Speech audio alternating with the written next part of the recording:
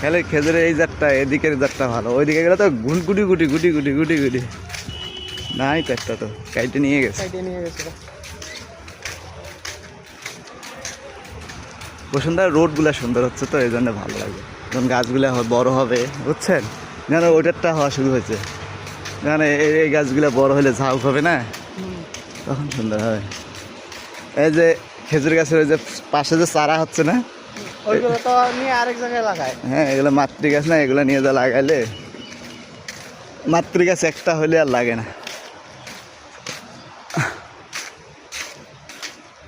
নাই সব হ্যাঁ ওগুলো নিয়ে যা লাগায়।